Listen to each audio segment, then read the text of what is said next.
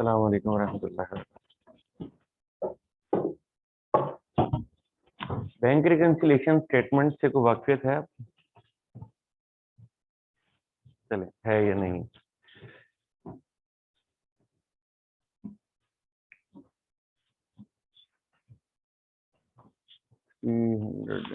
Like this. Okay, bank reconciliation से मुराद क्या है, इसकी जरूरत क्या है, ये इस वक्त हमारा मौजू है। हमें मालूम है कि बैंकिंग ट्रांजैक्शन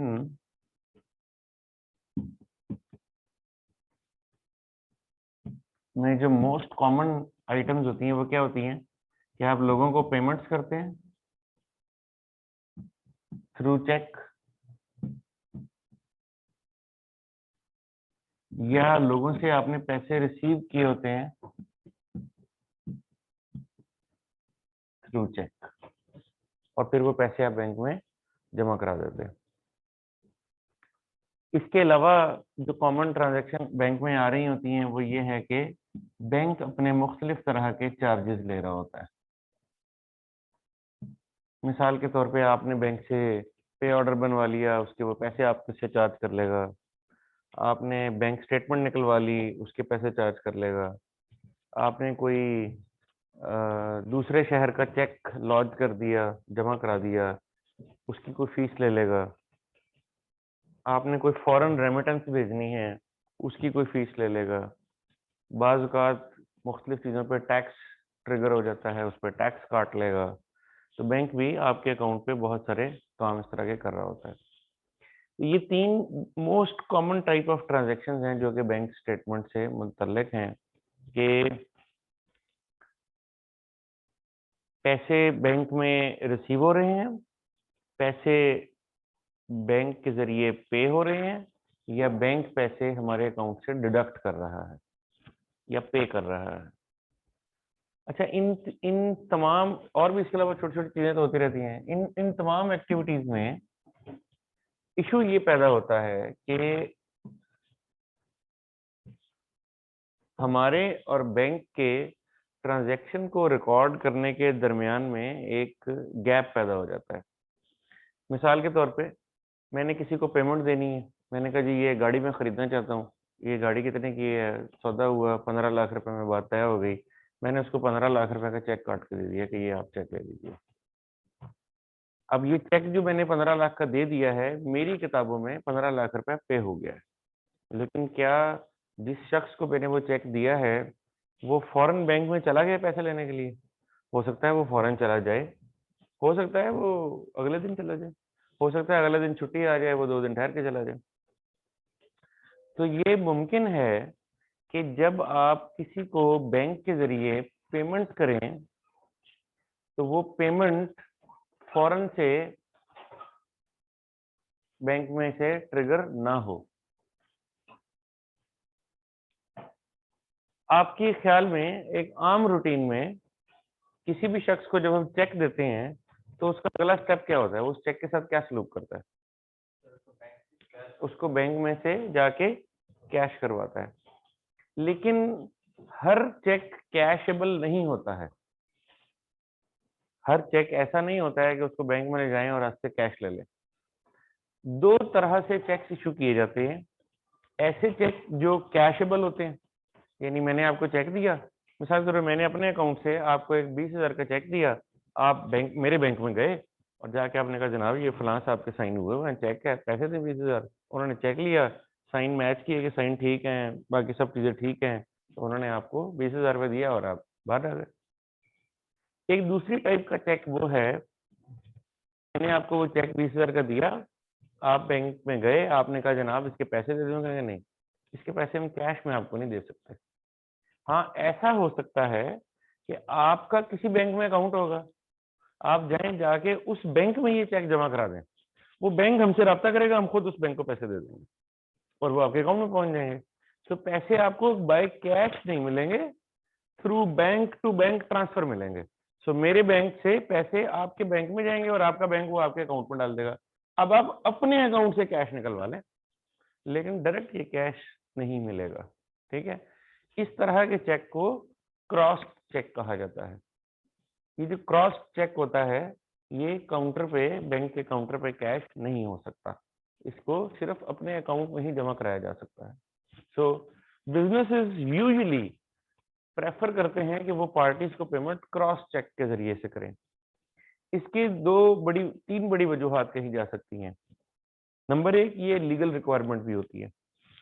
नंबर 2, ये सिक्योर्ड होती है, यानी जब मैंने किसी को पेमेंट देनी है तो ऐसा नहीं है कि मैंने आपको 10 लाख का चेक दिया और आपसे कहीं गिर गया और किसी दूसरे ने उठाया और जाके पैसे ले लिए। ऐसा मुमकिन ही नहीं है, क्योंकि इसके पैसे कैश में मिलने ही नहीं है, ये तो जाके आपके अकाउंट में ही जमा होगा। अब आपका ऊपर नाम लिखा हुआ है, मिसाल के तौर पे ऊपर लिखा हुआ है फॉर एग्जांपल नेस्ले, तो अब ये नेस्ले के ही अकाउंट में जमा होगा, ये मेरे आपके अकाउंट में जमा नहीं हो सकता। और जाहिर है कि इसके पैसे अब सिर्फ नेस्ले को ही मिलेंगे, तो the probability of misuse of the cheque वो कम हो जाती है। हाँ, नाम उस पे चेक के ऊपर नाम लिखा जी, फिर उससे देखिए कैश की सूरत में तो कोई भी पैसे ले सकता है। मिसाल के तौर पे मैंने ऊपर लिखा हुआ है मिस्टर बशीर, उसकी जगह चला गया मिस्टर अयूब, उनको भी पैसे मिल जाएंगे, ठीक है, क्योंकि वो चेक ओपन चेक है, उसके ऊपर कैश अलाउड है। ज्यादा से ज्यादा फर्क ये होता है कि जब मिस्टर बशीर के नाम का चेक है तो फिर क्या होता है कि चेक की पुष्ट पे मिस्टर बशीर साइन कर देते हैं और एक तरह से वो चेक खुल जाता है, यानी अब कोई भी जाके पैसे ले लेगा, ठीक है। बैंक आमतौर पे जब कोई इस तरह से नाम लिखा हुआ चेक आता है तो वो आइडेंटिटी तलब कर लेता है कि आप कौन है। मिसाल के अगर थोड़ी अमाउंट हो तो आमतौर पे इतना मसला नहीं होता, बड़ी अमाउंट का चेक आ जाए तो फिर वो उससे आइडेंटिटी मांग लेता है। मिसाल के तौर पे आप 5 लाख रुपए का चेक लेके गए हैं कैश लेने के लिए, तो वो कहेगा जी अपनी शनाख्ती कार्ड की कॉपी दे दें, ताकि रिकॉर्ड में रहे कौन पैसे लेके जा रहा है, ठीक है। ठीक है, ऊपर अयूब लिखा हुआ है, बशीर लिखा हुआ है, जाहिद लिखा हुआ है, जो भी लिखा हुआ है, बट जो भी पैसे लेके जा रहा है, क्योंकि चेक ओपन है, ओपन का मतलब है कि ये जो मर्जी पैसे ले लेगा इसके।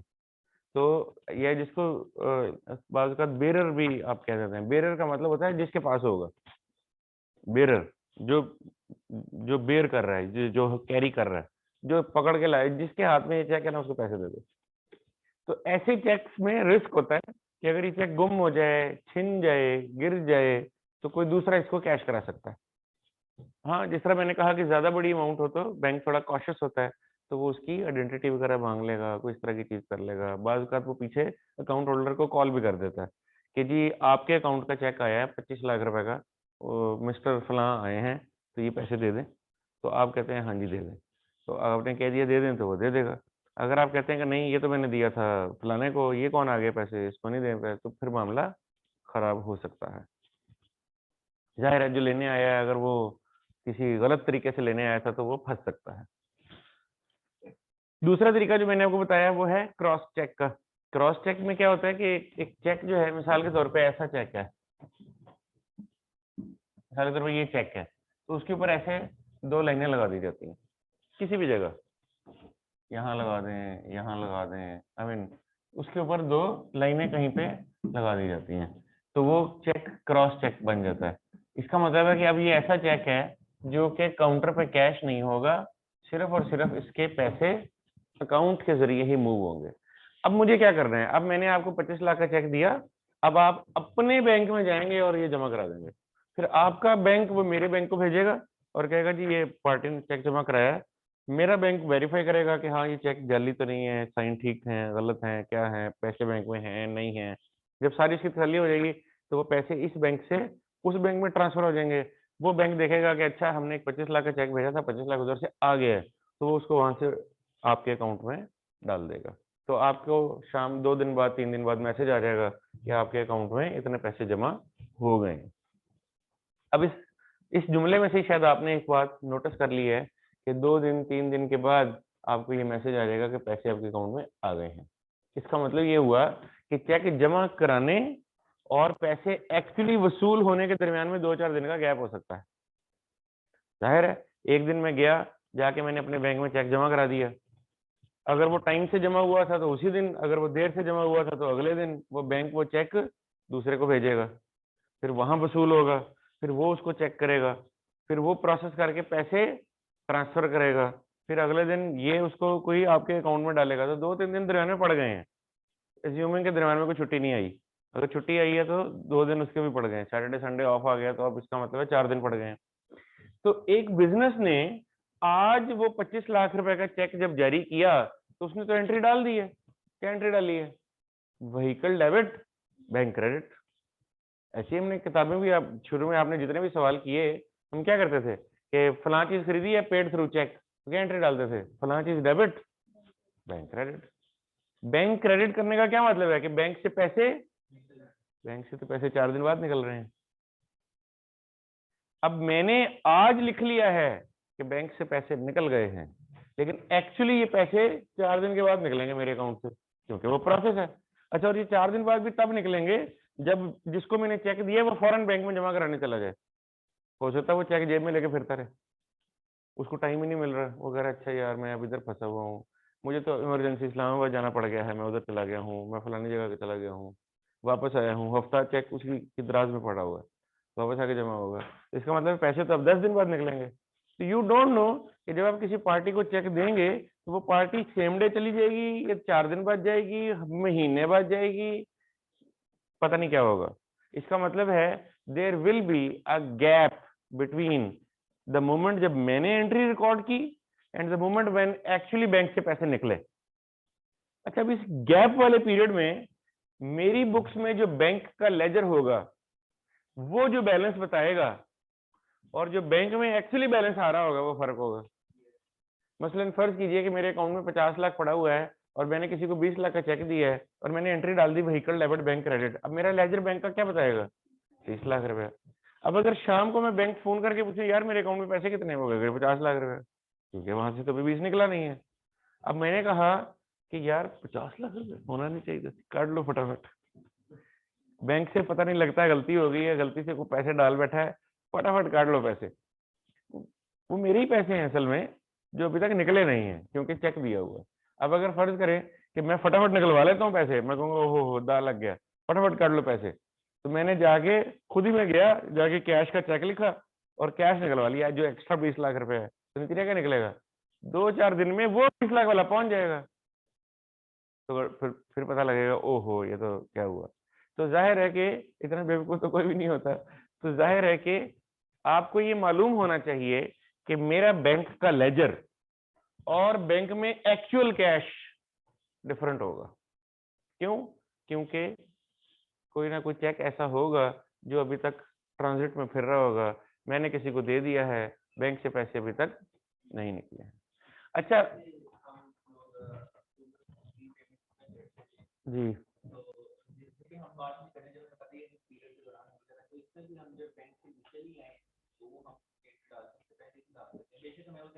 मैं बता देता हूँ। अच्छा, अब ये बात भी कि बड़ी आसान सी बात है, 50 लाख रुपए पड़ा था, 20 लाख का चेक दिया है, मेरे लेजर में 30 लाख है, बैंक कह रहा है 50 लाख है, कि 20 लाख का फर्क क्यों है यार? ये वो फलाने को चेक नहीं दिया हुआ, उसका फर्क है। बड़ी आसान सी बात है भाई, कोई मुश्किल बात है इसमें जानना कि ये 20 लाख का फर्क क्यों है?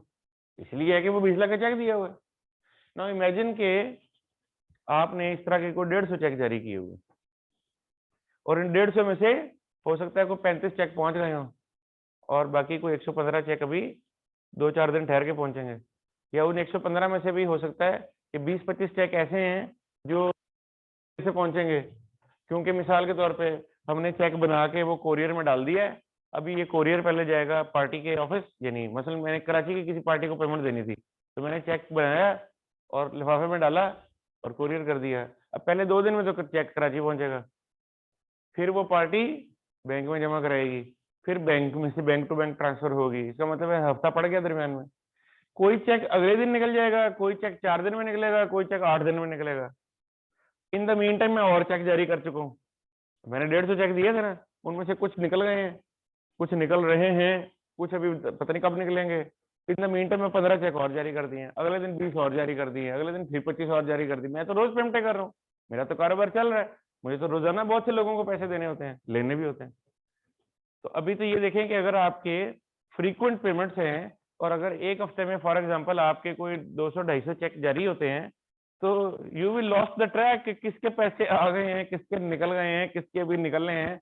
मैं क्या करूंगा, अपनी सहूलत के लिए जो चेक दे दूंगा मैं उसकी एंट्री रिकॉर्ड कर दूंगा। अदरवाइज तो मैं रोज पीछे ही फिरता रहूंगा ना, फलाने के पैसे भी निकले नहीं, उधर एंट्री ठहर जाओ, फलाने के पैसे निकल गए और उधर पा दो एंट्री, है कितना फड़ है। अच्छा, और फिर अब मैंने एक बंदे को पैसे दे दिए हैं और मैंने एंट्री नहीं डाली उसकी, इसका मतलब है मेरी किताबों में तो अभी तक लिखा हुआ किसके पैसे देने हैं। 2 दिन में बाद में आपसे पूछूं यार किस किस के पैसे देने हैं, आप कहेंगे जी फलाने के पैसे देने हैं, मैं तो उसको दे चुका हूँ ऑलरेडी, मेरा तो रिकॉर्ड फिर गड़बड़ हो गया, वो तो चेक नहीं पहुंचा अभी तक, मैं तो दे चुका हूँ अपनी तरफ से भाई चेक। अगर मैं अगले दिन आपसे पूछूं हाँ भाई किस किस के पैसे देने हैं, आप कहें जी ये 15 लोग हैं इनके पैसे देने हैं, तो अच्छा यार दे दे, इसके अंदर तो वो लोग भी शामिल हैं जिनको मैं, तो बड़ा मसला है आपका, आपकी इन्फॉर्मेशन गलत हो जाती है। लिहाजा आपने क्या किया, आपने क्या सिस्टम रखा, मैं जिस दिन चेक दे दूंगा मेरी तरफ से एंट्री डल जाएगी, वो फिर अगले का मसला है, वो जो तो पैसे लगेगा तो लगेगा। ठीक है, अभी तक ये बात सिर्फ पेमेंट्स की हो रही थी, आइए रिसीट्स में भी यही मसला है। जैसे मैं लोगों को पेमेंट दे रहा हूँ ऐसे मैं लोगों से ले भी तो रहा हूँ। फर्ज करें मेरा 400-500 कस्टमर है जिसके साथ मेरी रूटीन की ट्रांजेक्शन रहती है, कभी किसी का चेक आएगा, कभी किसी का चेक आएगा, मैं कभी जमा कराऊंगा, कभी देर हो जाएगी, कभी अगले दिन जमा कराऊंगा, है ना, कभी चेक में कोई मसला हो जाएगा, कभी चेक की अमाउंट में फर्क आ जाएगा तो मैं रिकंसिलेशन में पड़ जाऊंगा। मसलन मुझे एक पार्टी से चेक आया है 67,72,340 रुपए का, मेरे हिसाब में 67,88,000 का आना चाहिए था, अब क्या करूँ, पार्टी को फोन करूंगा, कहूंगा यार ये आपने 67,72,340 का चेक क्यों दिया, तो 67,88 का होना चाहिए था। वो कहेगा नहीं जनाब ये इतने का ही बनता है, मैं कहूंगा वर्किंग दिखा, वो उसकी को वर्किंग भेजेगा, मैं कहूंगा नहीं इस वर्किंग में गलती है, वो कहेगा अच्छा मैं चेक करता हूँ, अब देखें रफा पड़ा हुआ है, हफ्ता निकल जाएगा चेक वहीं पड़ा हुआ है, उसने मुझे चेक दे दिया है लेकिन चेक बैंक में जमा नहीं हो रहा। तो जिस तरह चेक इशू करने पे टाइमिंग का गैप आ जाता है, ऐसे ही चेक रिसीव करने पे भी टाइमिंग का गैप आ सकता है। मुझे भी जब पार्टी से चेक मिलेंगे तो मैंने भी वो कैश नहीं कराना है काउंटर पे जाके, मैंने भी अपने बैंक में जमा करा देना है, मेरे बैंक ने फिर बैंक टू बैंक पैसे लेके आने हैं, फिर जाके मेरे अकाउंट में आने हैं, मुझे भी 2-3 दिन लग जाने हैं। और ये भी कई चेक आएंगे, कई जमा हो जाएंगे, कोई देर हो जाएगी, कोई रुक जाएगा, कोई मसला हो जाएगा। तो अब नाउ इमेजिन कि अगर आपके पास कुछ 200-250 ऐसा चेक फिर रहा है जिसमें से कुछ लेट से 150 चेक ऐसा है जो लोगों को आपने दिया हुआ है, जो कोई आज बैंक में पहुंच रहा है, कोई कल पहुंचेगा, कोई परसों पहुंचेगा, और इसी तरह कोई 100 चेक मैंने लिया भी हुआ है जिसमें से कई चेक जमा हो गए हैं, कई चेक अभी जमा होने हैं। There is a whole lot of I mean mess. अब इन सबकी एंट्रीज मैं रिकॉर्ड कर चुका हूँ, जो चेक मुझे आया है मैंने लिख लिया है बैंक डेबिट, और जो चेक मैंने दिया है उसको मैंने लिख दिया बैंक, लेकिन अब एक्चुअली बैंक में कितने पैसे पड़े होंगे that will be entirely a different number from what my ledger will be telling. My ledger will be telling कि जी आपके बैंक में करोड़ रुपए पड़ा हुआ है, बैंक कह रहा होगा भाई यहाँ तो 18 लाख रुपए पड़ा हुआ है। वो करोड़ कैसे बन गया, क्योंकि लोगों से जो चेक आए हैं मैंने तो बैंक डेबिट कर दिए, लेकिन पैसे अभी तक एक्चुअली मेरे बैंक में आए नहीं है। वो कैसे आएंगे, मैं चेक बैंक में जमा कराऊंगा, बैंक वो चेक अगली ब्रांच को भेजेगा, वो उसको पास करके पैसे भेजेगा, फिर ये मेरे अकाउंट में पैसे ट्रांसफर करेगा। इसमें 2 से 3 दिन कम से कम लग जाएंगे। तो तीसरे दिन से पहले मैं ये एक्सपेक्ट नहीं करता कि पैसे मेरे अकाउंट में नजर आ रहे होंगे। वैसे आपके इल्म के लिए बता दूं, पाकिस्तान में एक सर्विस है जिसका नाम है निफ्ट। ये निफ्ट की जो सर्विस है ये सेम डे पैसे लाने की फैसिलिटी देती है। तो अगर मैं सुबह 9 बजे बैंक में चेक जाके पहुंचा दूं कि जनाब ये मुझे पार्टी से चेक आया है, फॉर एग्जांपल ये यूबीएल कराची का चेक है, और मैं अपने एचबीएल लाहौर में चला जाता हूँ सुबह 9 बजे, तो कहता हूँ जी ये चेक ले लें, इसके पैसे मुझे आज ही चाहिए। तो फिर वो निफ्ट का सुबह 9-10 बजे तक का टाइम होता है, वो 9:30-10 बजे से पहले पहले वो चेक निफ्ट में चला जाएगा, फिर वो उसकी ऑनलाइन क्लियरिंग होगी, और सेम डे में शाम को 3-4 बजे तक पैसे मेरे अकाउंट में आ चुके होंगे। उसका कोई 500-400 रुपया वो चार्ज करते हैं, वो आप कहेंगे ठीक है कोई बात नहीं। अगर आपको फॉर एग्जांपल आपका 8-10 मिलियन की पेमेंट है और वो आपको 3 दिन के बजाय 1 दिन में मिल रही है, तो आप कहेंगे ठीक है यार 500 रुपये लगता है कोई बात नहीं, पैसे फटाफट आए, क्योंकि मैंने भी तो आगे लोगों के पैसे देने हैं, तो मुझे जल्दी है कि यार जल्द से जल्द पैसे हैं, तो फिर लोग उसको सेम डे क्लियरिंग में भेज देते हैं। ये जो लफ्ज मैंने भी इस्तेमाल किया है क्लियरिंग, क्लियरिंग का मतलब यही होता है कि मैंने चेक बैंक में जमा कराया है, बैंक ये चेक दूसरे बैंक को भेजेगा, वहां से पास करवा के पैसे लाएगा और फिर मुझे देगा। ये जो प्रोसेस है ये क्लियरिंग कहलाता है। तो अब ये क्लियरिंग नॉर्मल क्लियरिंग में जाएगा तो 2 से 3 दिन में पैसे मिलेंगे, निफ्ट की क्लियरिंग में जाएगा तो सेम डे में पैसे मिल जाएंगे, बशर्ते कि आपने सुबह टाइमली जमा कराया हो। अगर उसका टाइम निकल गया है, लाइक अगर आप 12 बजे जाके कहेंगे कि सेम डे करा दें, तो अभी अगले दिन ही आएंगे पैसे, आज नहीं आने लगे क्योंकि टाइम निकल गया। सो इस सारी बात से, अच्छा एक तीसरी बात मैंने कही कि बहुत सारे ऐसे पैसे हैं जो बैंक भी आपसे चार्ज कर रहा होता है। जब आप बैंक में अकाउंट खुलवाते हैं तो अकाउंट की मुख्तलिफ टाइप्स होती हैं। अकाउंट तो आप समझते ही हैं क्या होता है, बैंक में अकाउंट खुलता है। इसमें से एक टाइप होती है, इसको बोलते हैं करंट अकाउंट। करंट अकाउंट ऐसा अकाउंट होता है जिसमें मौजूद पैसे पे आपको कोई मुनाफा नहीं मिलता है। तो अगर आपका एक करंट अकाउंट है और उसमें 50 लाख रुपए पड़ा हुआ है, कि सारा साल भी 50 लाख रुपए पड़ा रहा है, इस पर कोई मुनाफा नहीं मिलेगा। लेकिन यही अकाउंट अगर सेविंग अकाउंट है तो इसके ऊपर कोई 4-5-6% कोई मुनाफे की रेशो होगी, वो आपको मुनाफा मिलता रहेगा। तो लेट से 50 लाख रुपए आपके अकाउंट में पड़ा है और 6 महीने तक पड़ा रहता है, और फिर आप जरूरत के लिए निकाल लेते हैं, तो इन 6 महीने का 50 लाख रुपए के ऊपर जो भी मुनाफा बनता होगा, 2-3 लाख, 1 लाख, 1.5 लाख, वो आपके अकाउंट में वो देगा आपको। लेकिन जाहिर है सेविंग अकाउंट का ऑब्जेक्टिव पैसे सेव करना होता है, ताकि पैसे में पड़े रहें, इस्तेमाल नहीं करने हैं, उस पर मुनाफा भी मिलता रहे। और करंट अकाउंट का मकसद आमतौर पे पैसों को सेव करना नहीं होता, बल्कि पैसों को सेफ करना होता है। आई मीन बैंक में पैसे ही रखते हैं ना कि सेफ हो जाए। मेरे ऑफिस में पड़े होंगे तो मसला है कि ऑफिस में 25 करोड़ रुपए पड़ा हुआ है, वो 25 करोड़ बैंक में पड़ा हुआ है, तो मेरी टेंशन आजाद है। बैंक का मसला है कि उसको कैसे संभाल के रखना है, मेरी तरफ से पैसे बैंक में चले गए हैं। तो करंट अकाउंट में पैसे रखने का मकसद सिर्फ ये है कि पैसे बैंक में पड़े हुए हैं, और जब भी मैंने लोगों को पेमेंट करनी होगी तो मैं इसमें से चेक के जरिए पेमेंट करता रहूंगा। ये जो करंट अकाउंट है, इसके ऊपर मुनाफा चूंकि नहीं मिलता है, तो बैंक इसके साथ कुछ इंसेंटिव्स ऐड कर देता है। मसलन वो कहेगा जनाब करंट अकाउंट आप हमारे साथ खुलवाएं, हमने आपको मुनाफा कोई नहीं देना, हम आपको चेक बुक फ्री देंगे। आपने किसी को पे ऑर्डर देना है, हम आपको पे ऑर्डर भी फ्री बना देंगे। लोगों से हम पैसे लेते हैं, आपको फ्री बना देंगे। ट्रांजैक्शंस तो अनलिमिटेड ही होती हैं। विड्रॉल पे अभी भी कोई नहीं है, लेकिन बहरहाल सेविंग पे भी अभी नहीं है पाकिस्तान में कोई लिमिट। आपने सेविंग में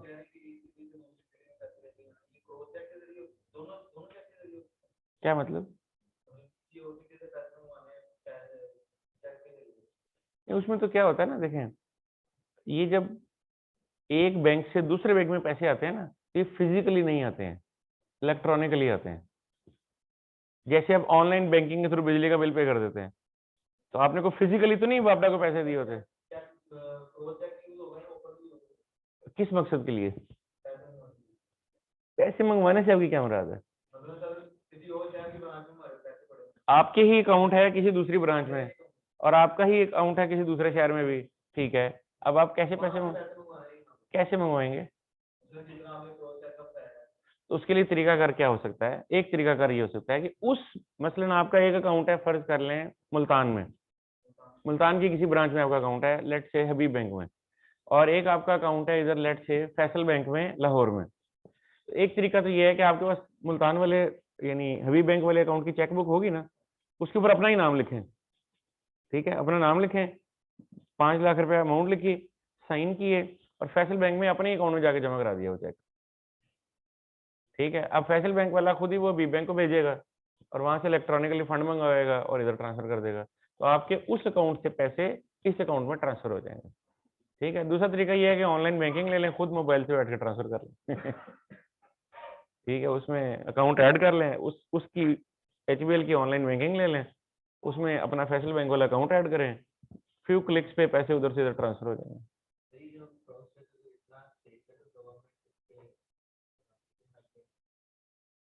गवर्नमेंट ने रिस्ट्रिक्शन लगाई हुई है, हाँ। टैक्सेशन लॉ ये कहता है कि मेरे ख्याल है 10,000 से बड़ी या शायद 15,000 से बड़ी जितनी भी पेमेंट्स होंगी उसको क्रॉस चेक के थ्रू होना चाहिए। लेकिन वो उसने इसलिए नहीं लगाया हुआ कि ये सेफ होता है, वो उसने इसलिए लगाया हुआ कि ताकि ट्रांजेक्शन का ट्रैक रहे, बाद में आपके टैक्स के हिसाब किताब में पता होगा कि आप किधर से पैसे ले रहे हैं, किधर दे रहे हैं, आपकी आमदनी कितनी हो रही है, आपके खर्चे कितने हो रहे हैं। उसने उस मकसद के लिए ये रिस्ट्रिक्शन लगाई हुई है। हाँ, उसमें कुछ चीज़ों के ऊपर इजाज़त है गवर्नमेंट की तरफ से कि वो कैश में, उनको कोई इतराज़ नहीं है, जैसे बिजली का बिल है, टेलीफोन का बिल है, उनको पता है ये ट्रेसेबल आइटम्स हैं। यानी मैं किसी को कहता हूँ जनाब मैंने ना ये 25 लाख रुपए खर्च किया, कहाँ? वो मैंने अपनी बिल्डिंग रिपेयर कराई थी। पैसे नकद कैश दिया था। अब ढूंढ लें ये एक्चुअली दिया था कि नहीं दिया था। जाली खर्चा हो गया ना। अब इस जाली खर्चे से क्या होगा? मेरा प्रॉफिट कम हो जाएगा, उससे मेरा टैक्स कम हो जाएगा। इस जालसाजी को रोकने के लिए कि लोग जाली खर्चे ना डालने बैठ जाएं कि यार ये कैश में बस हो गए कि जी मैंने जनाब ये 2 लाख रुपए फलाने को दिया था, 4 लाख रुपए फलाने को दिया, जाली खर्चे डाल डाल के आप अपना प्रॉफिट नीचे ना लें। तो वो कहता नहीं, इसको थ्रू क्रॉस चेक पे करें ताकि पता लगे किसको जा रहे हैं पैसे। ऐसा आप कहेंगे ना उसको दिए, चलो हम उधर से भी तो लेंगे ना कि तेरी भी तो इनकम हुई है, तू दे टैक्स। ठीक है, तो जरा ट्रैक रह जाता है ट्रांजेक्शन का। और जिस तरह मैंने कहा कि आप हो सकती है, रोकता कोई नहीं है कानूनन, आपका मना नहीं है, लेकिन जाहिर है कि चूंकि वो सेफ नहीं है तो लोग फिर बेरेड चेक से ट्रांजैक्शन करते नहीं है, या कैश के चेक से ट्रांजैक्शन करते नहीं है। ये ऐसे है कि जिस तरह मैंने आपको अगर 25 लाख रुपए देना है तो मैं कभी भी नहीं चाहूंगा कि मैं आपको कैश का चेक दूं। मैं कहूंगा यार पता नहीं ये चेक के साथ आगे क्या होगा। चेक फिर कई हाथ बदल भी लेता है। मतलब मैंने आपको चेक दिया, आपने उनको दे दिया, आपने आगे किसी के पैसे देने थे, आपने वही चेक आगे पकड़ा दिया कि यार ये तेरे पैसे देने थे ना, ये ले चेक। उसने आगे किसी के देने थे, उसने वो चेक आगे पकड़ा दिया। अब चेक मैंने दिया बूटे को था, वो पैसे निकलवाए बशीर ने, बाद में पता लगे बशीर अलकायदा से था। तो बाद में मेरा लिंक निकल आया कि जनाब मेरे अकाउंट से पैसे लेके गया है बशीर। बशीर कौन है जी? अलकायदा का बंदा है। मैं तो फंस गया ना। तो मैं चाहूंगा कि यार जिसको मैं पैसे दे रहा हूं वो सीधा वहां से पैसे निकलें। ये एक अलग बात है कि बहुत सारे लोग ये काम फिर भी कैश में इसीलिए कर लेते हैं कि उनके पास वाइट वेल्थ नहीं होती है।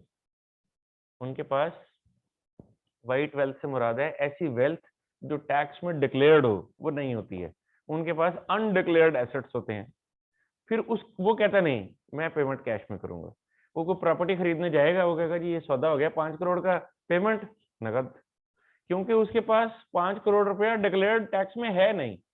अगर वो 5 करोड़ रुपया बैंक के जरिए ट्रांजेक्ट कर देगा तो उसकी जो टैक्स के हिसाब किताब है वो नेगेटिव हो जाएंगे। वो कहेगा तुम्हारे पास पैसे थे नहीं, निकल किस तरह है।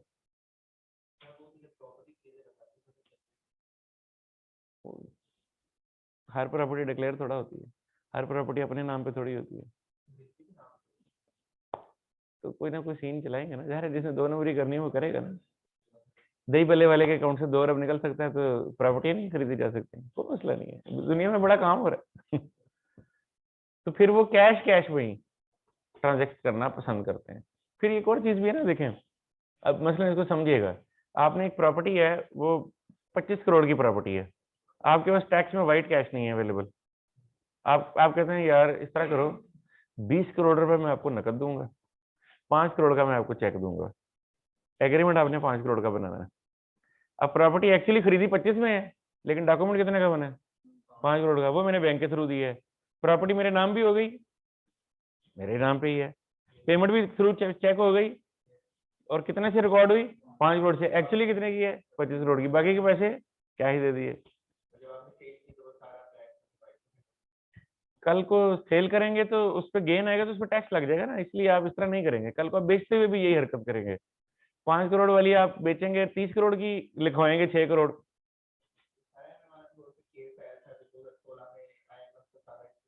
ये एमएम आलम तो एक एग्जांपल है ना, पूरी पाकिस्तान में है, पूरी दुनिया में ऐसे होता है। रादर पाकिस्तान में क्या, बस ये है कि जहाँ पे ज्यादा सोफिस्टिकेटेड सिस्टम्स हैं वहां पे कैश की ट्रांजैक्शन मुश्किल हो जाती है।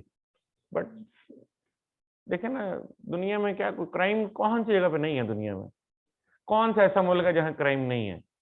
तो ये वाले मामला तो दुनिया में हर जगह पे होते हैं। बस फर्क सिर्फ इतना है कि कुछ जगहों पे जरा ज्यादा मुश्किल होता है ये काम करना, और कुछ जगह पे आसान होता है ये काम करना। तो हमारे यहाँ ये रिलेटिवली आसान है, क्योंकि इसके ऊपर उतने ज्यादा स्ट्रिक्ट वो नहीं है, कह लें मसाइल नहीं है, क्योंकि सारे सिस्टम्स आपस में कनेक्टेड नहीं है ना, आइसोलेटेड सिस्टम्स चल रहे हैं। जब सारे सिस्टम्स आपस में कनेक्टेड हो जाएंगे तो नतीजा क्या निकलेगा कि किसी एक जगह भी काम होगा तो दूसरी जगह से पकड़ा जाएगा। लेकिन अभी क्या होता है कि आपने गवर्नमेंट के एक महकमे में कुछ और करा लिया और दूसरे महकमे में कुछ और लिखवा दिया, क्योंकि वो दोनों आपस में कनेक्टेड नहीं है। अब यहाँ कोई और स्टोरी चल रही है, वहाँ कोई और स्टोरी चल रही है, और काम चल रहा है। और कुछ पकड़ा भी गया तो जिसने पकड़ना है आप उसको पैसे देके काम खत्म करा देंगे। सो यू सी, 2 नंबरी का तो कोई इख्तिताम नहीं है, कोई इसकी हद नहीं है। आप फ्रॉड को, क्राइम को मुश्किल कर सकते हैं, खत्म नहीं कर सकते। तो बस यही, ये जो लॉज में तब्दीलियां आती रहती हैं, ये उसको मुश्किल ही करने के लिए हो रही होती हैं कि यार अच्छा एक दफा पता लग गया कि यार ये भी एक तरीका है 2 नंबरी करने का, अगली दफा उसको भी कानून में डाल देंगे कि यार ये ऐसे नहीं हो सकता। ठीक है, तो वो तरीके आहिस्ता आहिस्ता मुश्किल किए जाते हैं, खत्म कभी नहीं होते, क्योंकि क्राइम करने वाला हमेशा नए से नया तरीका निकाल लाता है।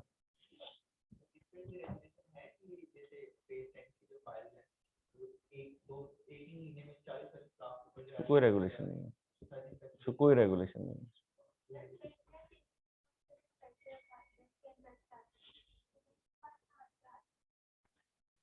जो पैसे हमने बैंक में रखवाए होते हैं ना, बैंक ने वो पैसे अपने पास ऐसे संदूक में तो रखे नहीं होते, वो उन पैसों को आगे इन्वेस्ट कर देता है, लोगों को लेंड कर देता है और वहां से मुनाफा कमा रहा होता है। तो वो हो सकता है आगे से 50,000 कमा रहा है और उसमें से 20-25,000 आपको दे रहा है। तो इस तरह से वो हमेशा मुनाफे की जो सेविंग अकाउंट पे जो प्रॉफिट मिलेगा वो काफी कम होता है बनिस्बत उस रेट के जितने पे वो लोगों को पैसे देता है। तो अगर आज आप बैंक से कर्ज लेने के लिए जाएं तो हो सकता है वो आपको 12% इंटरेस्ट पे कर्ज देगा, लेकिन जब आप बैंक में डिपॉजिट कराने जाएंगे तो हो सकता है 5% मुनाफा देगा। तो जो दरमियान में 7% बच गया है, वो 7% में से अपने खर्चे निकालेगा, जाहिर है ब्रांच का खर्चा है, बिजली का बिल है, लोगों की तनख्वाहें हैं, तो सारे खर्चे निकालेगा और नेट हो सकता है 2-3 रुपए उसको बच जाएंगे, वो उसका मुनाफा बन जाएगा।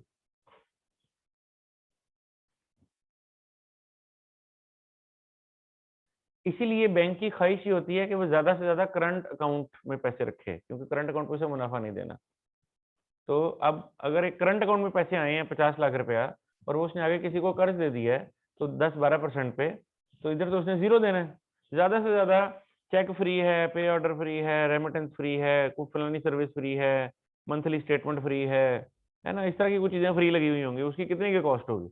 अब वो 50 लाख के ऊपर अगर 12% मुनाफा कमा रहा है और उसमें से 1-2% आपको सर्विसेज फ्री भी दे रहा है, तो स्टिल मेकिंग 10%।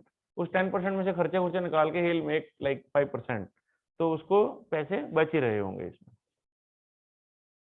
एक बिजनेस करंट अकाउंट इसलिए पसंद करता है क्योंकि करंट अकाउंट में, जिस तरह भी थोड़ी देर पहले बात करते थे, रिस्ट्रिक्शंस कम होती हैं।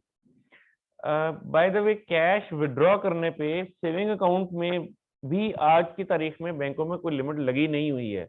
यानी ऐसा नहीं है कि आपके सेविंग अकाउंट में 50 लाख पड़ा हुआ है, आप जाके कहते हैं नहीं मुझे दे दें 50 लाख, तो वो कहेगा नहीं नहीं आप तो एक दिन में 25,000 से ज्यादा निकलवा नहीं सकते। ऐसा नहीं होता, आप 50 लाख निकलवा सकते हैं। करंट अकाउंट में भी यही होता है। फर्क सिर्फ इतना है कि सेविंग अकाउंट से अगर आपने पैसे निकलवाने हो तो वो रिलेटिवली आपसे थोड़ा पहले नोटिस मांग लेता है। वो कहते हैं आपको पैसे चाहिए ना, हाजिर आपके ही पैसे हैं, लेकिन जरा एक दिन पहले बता दीजिएगा। मतलब क्योंकि ब्रांच में इतना कैश हम रखते नहीं है, तो अब कल हमें बता दीजिएगा कि कल आपको पैसे चाहिए, तो हम उतना कैश मंगवा लेंगे ताकि आपको दे सके। 1 गो में 50 लाख दे देंगे, बस उन्होंने एक दिन पहले आपसे मांग लिया। अच्छा, करंट अकाउंट में अगर आपका अकाउंट है तो करंट अकाउंट में भी यही काम होगा, वहां भी अगर ज्यादा पैसे आपने निकलवाने हैं तो आपको पहले ही बताना पड़ेगा। उसमें चूंकि वो बिजनेस अकाउंट है वो आपको फेवर दे सकता है। मसलन उसको अगर 50 लाख रुपए में कह रहे हैं ना एक दिन पहले बताओ, तो हो सकता है आपको 50 लाख के बजाय करोड़ रुपए में कहेगा यार एक दिन पहले बता दिया करो, 50 लाख तक शायद वो आपको दे दे। या उसको अगर वो कहता है ना यार एक दिन का जरा नोटिस दिया करें, तो आपको कहेगा जी आप 4 घंटे ठहर जाए जरा, मैं अरेंज करके देता हूँ। तो आपने सुबह उसको 9 बजे कह दिया कि यार मुझे ना आज 1 करोड़ रुपए कैश निकलवाना है अपने अकाउंट से, तो आप कैश अरेंज कर लें। वो कहेगा ठीक है आप 3 बजे वसूल कर लीजिएगा। तो इन द मेन टाइम वो 9 से 3 के ब्रैकेट में वो कैश अरेंज कर लेगा। अरेंज करने से मुराद क्या होती है? अब देखिए एक ब्रांच है ना, उसमें हो सकता है डिपॉजिट होल्डर को अरब रुपए का हो, यानी आपके पैसे, मेरे पैसे, आपके पैसे, आपको लोगों के कईयों के पैसे हैं। उस एक ब्रांच में हो सकता है टोटल जो डिपॉजिट होल्डर का पैसा है वो अरब रुपए है, लेकिन अरब रुपए उसने अंदर रखा थोड़ी हुआ है, उसने तो लोगों को दे दिया, इन्वेस्ट कर दिया। उसने तो रखा कितना हुआ है, उसको पता है कि यार ऑन एवरेज लोग जो निकलवाने आते हैं ना पैसे, वो कोई एक दिन में कोई 1.5 करोड़ से ज्यादा पैसे को नहीं निकलते। यानी दिन में कोई 100-150 बंदे आते हैं पैसे लेने और कोई 1.5 करोड़ रुपए निकल जाता है। ये मैं बहुत छोटी फिगरें बता रहा हूँ जस्ट आपको समझाने के लिए, बहुत ज्यादा पैसे निकलते हैं ब्रांच से। तो आपने कहा यार को 1.5 करोड़ इतना का कैश होना चाहिए मेरे पास। तो आप अच्छा, फिर आपको ये भी पता है कि यार जिस तरह पैसे निकलते हैं तो लोग जमा भी तो कराने आते हैं, तो 50 लाख रुपए लोग रोज जमा भी कराने आते हैं। इसका मतलब नेट मुझे करोड़ रुपए अपने पास होना चाहिए, 50 जमा होगा तो 1.5, तो इसका मतलब है चलो मैं अगर 2 करोड़ रुपए अंदर वॉलेट में रख लूं, जो वॉल्ट है उसका जो स्ट्रांग रूम है, अगर मैं वहां पे 2 करोड़ रुपए रख लूं तो चलेगा, मेरा काम चल जाएगा। अब आपने एक दिन में कह दिया कि यार मुझे आज 5 करोड़ चाहिए, तो उसके पास तो इतने पैसे नहीं, वो कहाँ से देगा आपको। तो अगर आपका सेविंग अकाउंट है तो जाहिर है कि वो आपसे कहेगा कि जनाब ये आप इस तरह करें, मंडे को ले लें, मसलन आज जुमा है, या जुमेरात को कहेगा जी मंडे को ले लें, ठीक, मंडे को ले लें। और अगर, और जरूरी नहीं है कि वो आपको मंडे का ही टाइम दे, वो शाम का टाइम भी दे सकता है, मैं तो सिर्फ जस्ट एग्जांपल दे रहा हूँ। हो सकता है वो कहे कि नहीं जी आप शाम को ले लें पैसे, और हो सकता है वो कहे कल ले लें पैसे। और करंट अकाउंट है तो उसमें जरा आपको वो फेवर दे देगा कि उससे तक कम टाइम दे दे, हो सकता है उसमें ना दे सके, वो कहे नहीं जी कल ही मिलेंगे पैसे। तो ये पैसे, अच्छा मैं बताती, पैसे अरेंज कहाँ से करने हैं उसने, उसकी भी आगे कोई सेंट्रल ट्रेजरी है, उसके पास भी और जगहों पे पैसे इकट्ठे हो रहे हैं बहुत सारे। देखे ना, आप एज्यूम करें कि आप नेशनल बैंक है, आपकी फर्ज करें लाहौर में 800 ब्रांच है या 500 ब्रांच है, हर ब्रांच में रोज पैसे इकट्ठे हो रहे हैं, और सारे पैसे ब्रांच ने अपने पास रखने भी नहीं है, तो बाकी के पैसे किधर जाएंगे। हर ब्रांच से पैसे निकलेंगे शाम को और किसी जगह जाएंगे ना। देखिए ना, आज ब्रांच में फॉर एग्जांपल ब्रांच ने 2 करोड़ रखा हुआ है कि जी हमने ब्रांच में 2 करोड़ पर रखना है, आ गया 5 करोड़, तो 3 करोड़ का क्या करेंगे, भेज देंगे यहाँ, अपने पास नहीं रखेंगे, कहीं कहीं भेजेंगे ना। मनी हाइस्ट देखा ठीक है, वो वहां से, अब ये ब्रांच भी अपना कैश निकाल देगी, वो ब्रांच भी अपना कैश निकाल देगी, तीसरी ब्रांच भी अपना कैश निकाल देगी, सारे पैसे किसी एक जगह इकट्ठे हो रहे हैं, ठीक है ना। अब एक ब्रांच को एक्स्ट्रा पैसे चाहिए, तो वो अपनी सेंट्रल ट्रेजरी को कहेगा, कैश मैनेजमेंट का पूरा डिपार्टमेंट होता है, वो अपने कैश मैनेजमेंट डिपार्टमेंट को कहेगा कि मुझे आज 6 करोड़ की एक्स्ट्रा डिमांड है, यानी 3 करोड़ तो मुझे चाहिए ही होता है, आज मुझे 9 चाहिए, क्योंकि फलां कस्टमर ने 6 करोड़ पर निकलवाना है। और ये तो मैं एक कस्टमर की बात करूँ ना, हो सकता है उसके 10 कस्टमर ने कह दिया कि मुझे इतना चाहिए, मुझे इतना चाहिए, मुझे इतना चाहिए, मुझे इतना चाहिए, उसका तो हजारों कस्टमर है, उनमें से 4-5 लोगों ने कह दिया आज तो भाई मुझे इतना चाहिए, तो वो अपनी सेंट्रल ट्रेजरी से कैश मैनेजमेंट से कहेगा कि यार मुझे 20 करोड़ रुपए एक्स्ट्रा कैश चाहिए। तो फिर वो 3-4-5 घंटे में वो कहीं से, जहां से सेंट्रल ट्रेजरी से वो कैश काउंट होगा, गाड़ी में लोड होगा, गाड़ी आएगी, वसूल कराएगी, काउंट कराएगी, और ब्रांच में कैश आ गया। और उतने का टाइम उसने आपको दिया होगा जी 3 बजे आप आके पैसे ले जाएं, 3 बजे आप जाएंगे, वो पैसे लेंगे, गिनती कराएंगे, गाड़ी में रखेंगे और आप निकल जाएंगे। ये रोज होता है काम, ये काम रोज हो रहा है। अब ये रोज कितना वॉल्यूम पे हो रहा है, ये ब्रांच टू ब्रांच वेरी करता है। किसी ब्रांच में हो सकता है कि छोटी ब्रांच हो या रूरल साइड की ब्रांच हो, वहां ये फ्रीक्वेंटली नहीं हो रहा होगा। कोई मेन शहर की ब्रांच होगी, वहां ये काम हो रहा होगा। अच्छा, ये ब्रांच शालमी की होगी तो वहां माहौल ही हो रहा होगा, है ना, वहां तो सारा दिन डेली कैश होता है। शालमी में तो कोई चेक नहीं पकड़ता, वो कहता है भाई नकद पैसे दो। वहां तो, वहां पैसे आ भी कैश में रहे हैं, जा भी कैश में रहे हैं। मतलब मैं ये नहीं कह रहा शालमी में चेक डील नहीं होता, होते हैं, लेकिन मतलब वहाँ कैश की वॉल्यूम बहुत ज्यादा है। तो जो शालमी वाली ब्रांचेज होंगी वहाँ कैश का बिहेवियर और आता होगा, और जो मिसाल के तौर पे गुलबर्ग वाली ब्रांच होगी वहाँ कैश का बिहेवियर कुछ और होता होगा, क्योंकि वहाँ दुकानदार ताजर नहीं बैठा हुआ है ना उस तरह से, जो 7 दुकानें हों, जो शाम को जाके कह दिया आज 5 लाख जमा कर लो, उसने तो दिहाड़ी लगाई होगी ना 25-30 लाख रुपए की। साल में बड़ा कारोबार होता है, 25-30 लाख से ज्यादा होता है एक दिन में एक दुकान पे।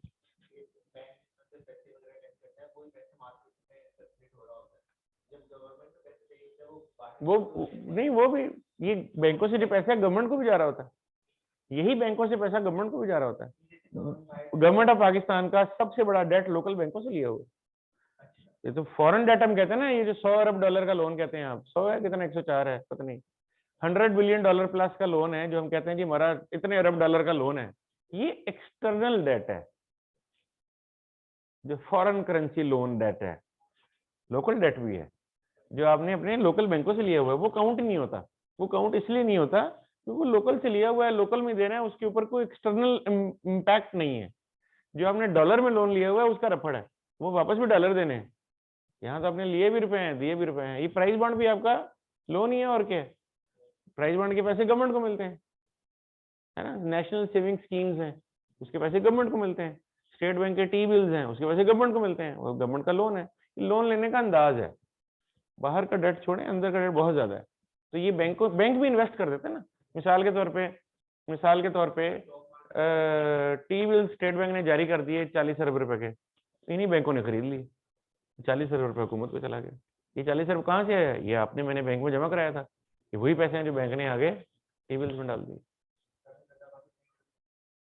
कल परसों जो हुआ, तो लोग ऐसे तनकीद कर रहे हैं, मैंने सुना नहीं,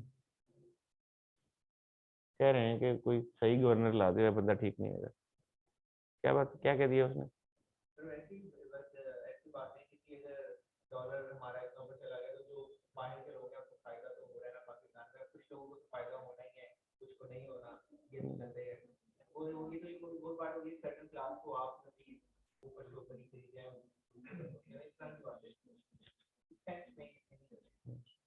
वैसे इकोनॉमिक थ्योरीज में this is one of the theory, वो गलत नहीं कह रहा है, this is one of the theory कि जब आप अपनी करेंसी को डीवैल करते हैं तो उसके नतीजे में जो आपका एक्सपैट है वो बेनिफिशियरी बन जाता है और वो फॉरेन रेमिटेंसेस इंक्रीज करना शुरू कर देता है, क्योंकि उसको पता लगता है कि अब मेरे पैसे ज्यादा में कन्वर्ट हो रहे हैं, तो उसको फायदा मिल देते हैं, तो रेमिटेंस इंक्रीज हो जाती है। और दूसरा काम ये होता है कि जो यहाँ बैठा एक्सपोर्टर है उसको एक्सपोर्ट में एडवांटेज मिलने लग जाता है, तो वो एक्सपोर्ट की कैपेसिटी एनहेंसमेंट करना शुरू कर देता है। उसको पता है मैं $100 के बजाय मैं $200 की एक्सपोर्ट करूंगा क्योंकि मुझे ज्यादा मुनाफा होगा। लेकिन जाहिर है कि उसकी एक डाउन साइड है कि आपकी इंपोर्ट भी महंगी हो जाती है। अब आपकी इंपोर्ट सिर्फ रॉ मटेरियल महंगा नहीं होता, खाने पीने की चीजें भी महंगी हो जाती हैं, तो फिर उसका इम्पैक्ट चेंज हो जाता है। फिर आपका फ्यूल, सबसे बड़ी इंपोर्ट आपका फ्यूल है, सबसे बड़ी पाकिस्तान की जो इंपोर्ट है ना वो फ्यूल है, मोर देन दैट। तो जो फ्यूल है इम्पैक्ट करता है लोकल फ्यूल को, लोकल फ्यूल इम्पैक्ट करता है हर चीज को, उसमें सब्जी भी है, उसमें दाल भी है, उसमें रोटी भी है, उसमें हर चीज है, क्योंकि हर चीज में फ्यूल से इम्पैक्ट होना है, हर चीज में ट्रांसपोर्ट शामिल है, हर चीज में कहीं ना कहीं फ्यूल का इम्पैक्ट मौजूद है। तो फिर इवेंचुअली उसका, तो उसकी अब वो ऑन वन साइड वो ठीक कह रहा है कि भाई किसी ना किसी को फायदा मिलेगा, किसी को नुकसान मिलेगा। अब अगर आप फर्ज कर लें हाइपोथेटिकली कि डॉलर आज 170 से 100 रुपए का हो जाता है, तो क्या होगा? जिनके पास डॉलर को नुकसान हो जाएगा, जितना एक्सपोर्टर है उसको नुकसान हो जाएगा, है ना? जितना फॉरेन जो एक्सपैट बैठा हुआ है जो रेमिटेंस भेजता है उसको नुकसान हो जाएगा, वो पैसे वहां होल्ड करना शुरू कर देगा, वो कहेगा नहीं अभी नहीं, अभी डॉलर कम है, अभी नहीं भेजने ये पैसे, अभी वो सिर्फ जरूरत के पैसे भेजेगा। अभी उसको पता है कि यार मेरे घर में मैंने फॉर एग्जाम्पल ₹1,00,000 का खर्चा भेजना है, तो बस वो इतने का भेजेगा कि ₹1,00,000 पूरा हो जाए, बाकी पैसे बाहर ही रखना शुरू कर देगा, तो बाहर बाहर पैसे जमा होना शुरू हो जाएंगे बजाय रेमिटेंस आने के। अब फिर क्या कहें, किसी को तो नुकसान होना ही है, किसी को तो होना ही है। डॉलर सस्ता भी होगा तो किसी को नुकसान होगा, डॉलर महंगा होगा तो भी किसी को नुकसान तो होना है।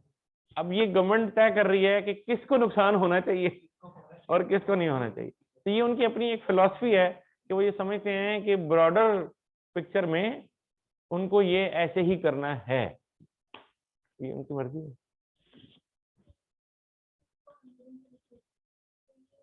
नॉन मुस्लिम को इंटरेस्ट देते हैं? ओके ओके ओके, ठीक है। बड़ी वैसे इंटरेस्टिंग बात की आपने।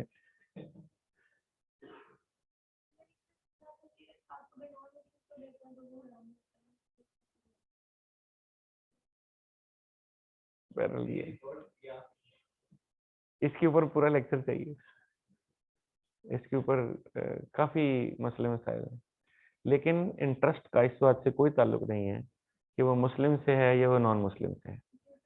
इंटरेस्ट यानी कि जिस चीज को इंटरेस्ट कहते हैं, जिसको सूद कहा जाता है आम जुबान में, और जिसको रिबा सही अल्फाज में अरबी में कहा जाता है, रिबा अपनी हर शक्ल में हराम है, चाहे वो मुसलमान के साथ हो या गैर मुसलमान के साथ हो। दी ओनली की इशू इज रिबा क्या है, जहां पे वो है वो हराम है, जहां पे वो नहीं है वो ठीक है।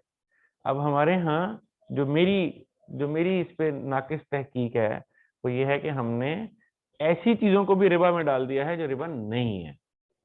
तो लेकिन मैं अगर असूल के तौर पे बयान करूं तो सूद हराम है, चाहे वो मुसलमान के साथ हो या गैर मुसलमान के साथ हो, ठीक है, एज लॉन्ग एज वो सूद है, ठीक है।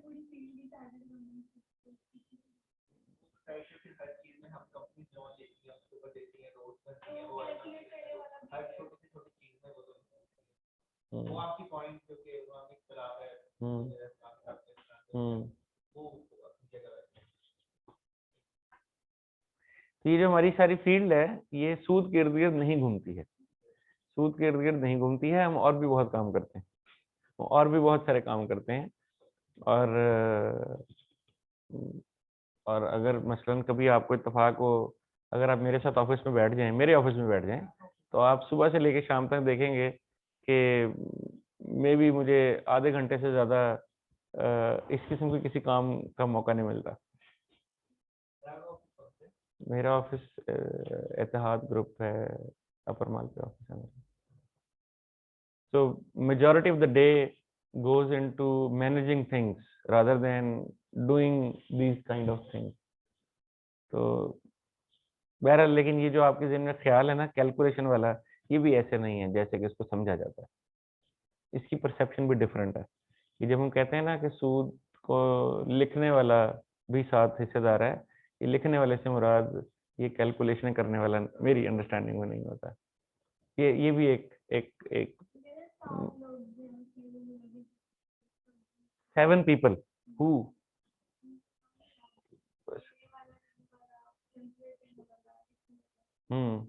और फिर और नोट लेके जाके देने वाला और नोटों को गिनती करने वाला। और देखें ये तो हमारी यानी लोगों की अपनी अपनी तहकीक है, लोगों का अपना अपना नजरिया है, जिसका ख्याल है कि ये गलत है, ये गलत ही है। ओके, तो इस सारी बात का जो नेट रिजल्ट हमने देखा वो ये देखा कि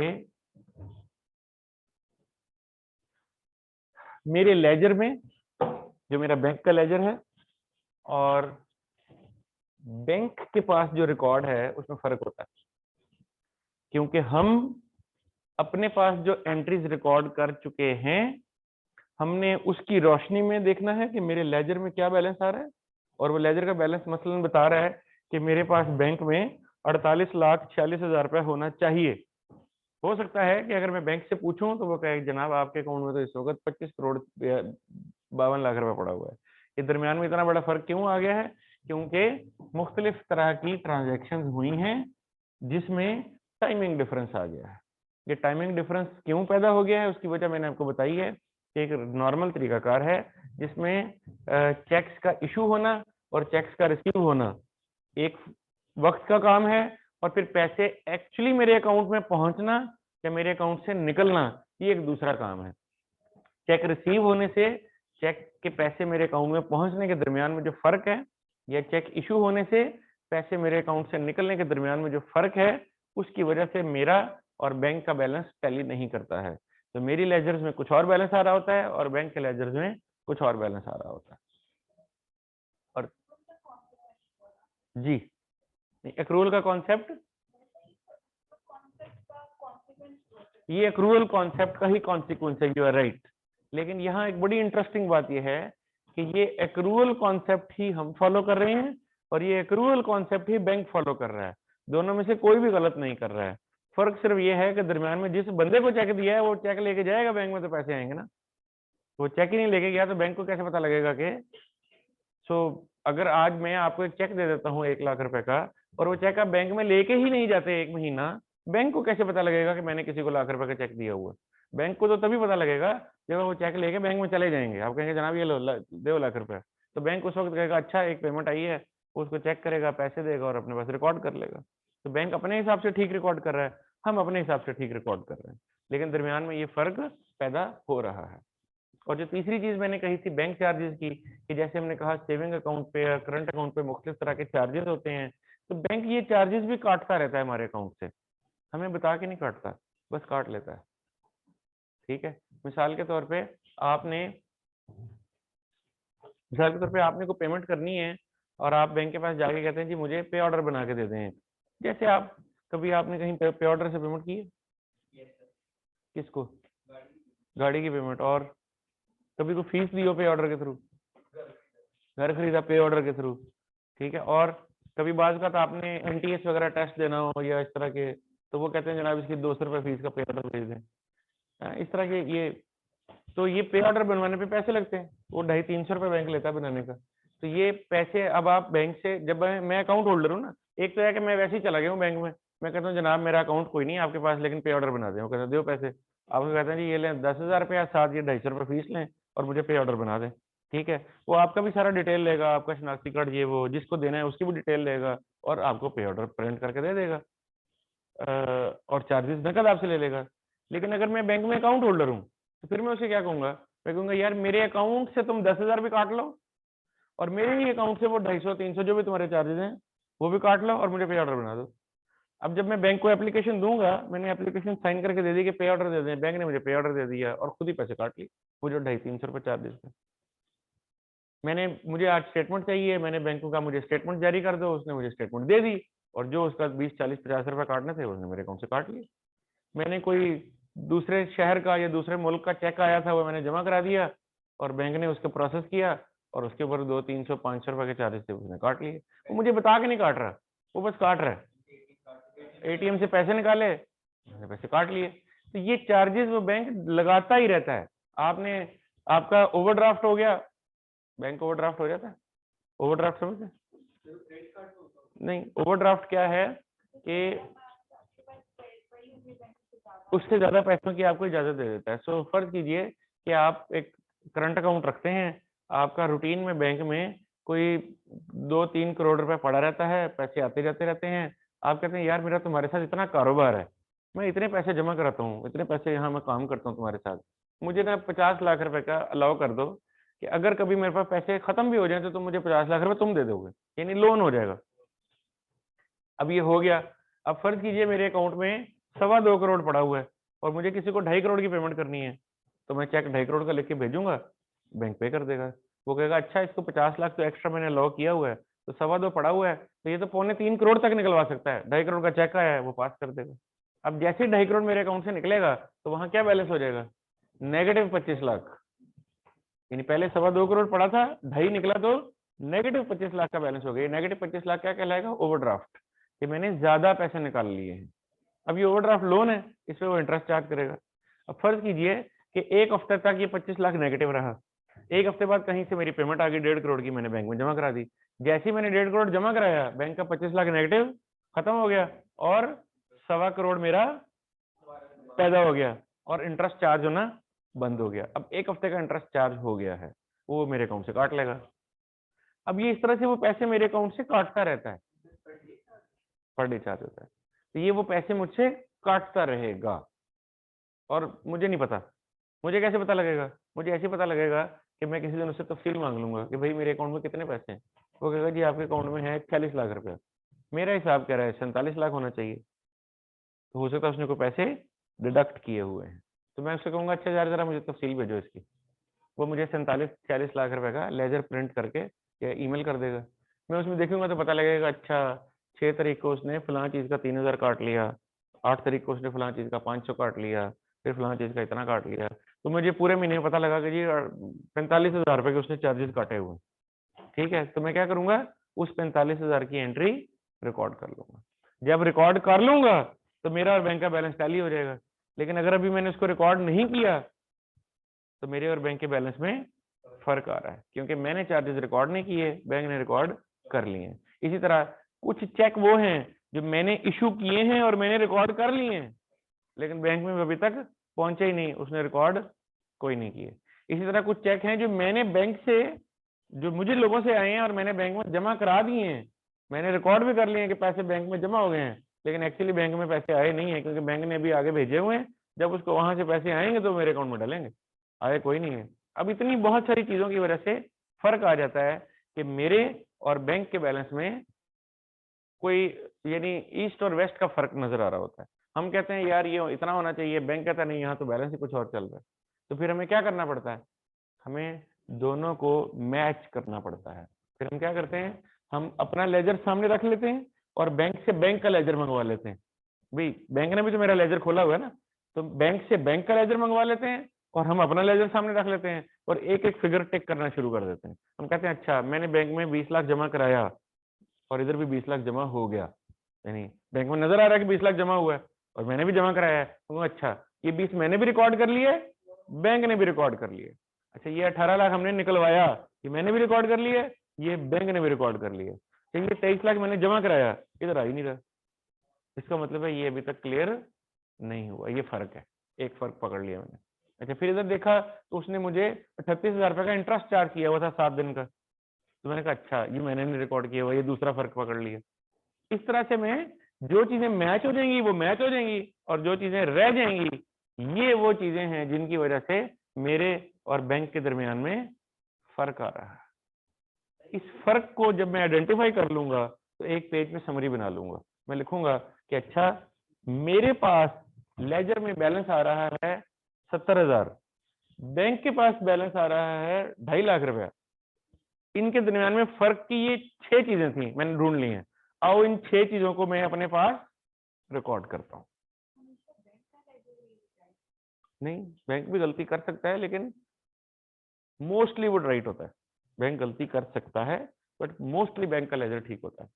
तो अब मैंने उन 6 चीजों को पकड़ा जो गलतियां आइडेंटिफाई की हैं हमने, या जो फर्क आइडेंटिफाई किया है, उन 6 की 6 चीजों को 70,000 में किया, तो मेरा भी बैलेंस 2.5 लाख हो गया। मुझे समझ आ गया, अच्छा इसका मतलब है यही 6 ही चीजें थी, मैंने अपने 70,000 में ये 6 चीजें जमा तफरीक की हैं, तो मेरा बैलेंस कितना हो गया 2.5, और बैंक में कितना है 2.5। इसका मतलब है कि हमने फर्क ढूंढ लिया। अच्छा, फर्ज करें कि हमने उन 6 चीजों का वो करके भी देखा और फर्क टैली नहीं हुआ, इसका मतलब है और भी कोई फर्क है जो मैं कहीं स्किप कर गया हूँ।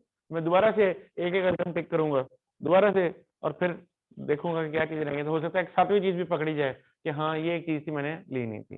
तो इस तरीके से हमारा इस पूरे प्रोसेस में हमारा काम क्या होता है कि बैंक के लेजर को और अपने लेजर को, यानी एक वो लेजर है जो बैंक ने बनाया है उसको हम बैंक स्टेटमेंट बोलते हैं, तो बैंक स्टेटमेंट को और कैश बुक को आमने सामने रखते हैं, टिकिंग करते हैं, जो चीजें टिक हो जाती हैं वो बिल्कुल ठीक हैं, जो चीजें टिक नहीं हुई हैं ये वो मसले हैं जिनकी वजह से बैलेंस टैली नहीं है। हम एक समरी बनाएंगे, उसमें लिखेंगे कि बैंक का बैलेंस इतना है और ये 6-7 फर्क हैं, तो अगर इनको डालें तो हम एक दूसरे से टैली कर जाते हैं, तो तसल्ली हो गई कि सब ठीक चल रहा है, कोई फ्रॉड नहीं हो रहा है, कोई गलती नहीं हो रही, सब हमें पता चल गया क्या हो रहा है।